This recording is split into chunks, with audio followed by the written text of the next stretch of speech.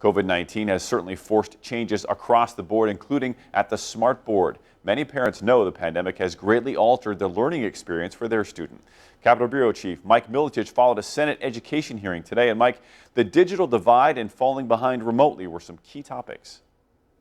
We want to emphasize that equity has been the driving value at the State Board of Education, which is why one of our top priorities has been to address the digital divide facing students and even our educators.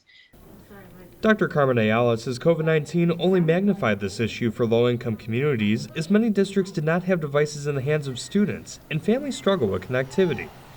At the same time, advocates and lawmakers say more consideration is also needed for at-risk students and those with IEPs. Senator Andy Manar has seen his own son struggle to catch up to where he should be for classes since the pandemic started.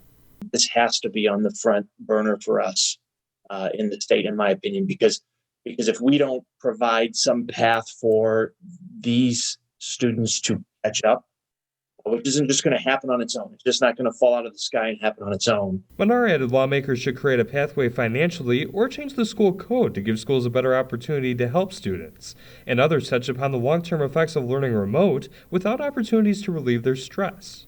How do we take a look at the additional trauma the kids will have? Because I think it's going to be more difficult for teachers to teach, because more kids will come back with this trauma-inflicted behavior that they've taken on since they've been home with COVID. Reporting in Springfield, Mike Militich, 25 News. All right, Mike, thank you. Next up on 25 News.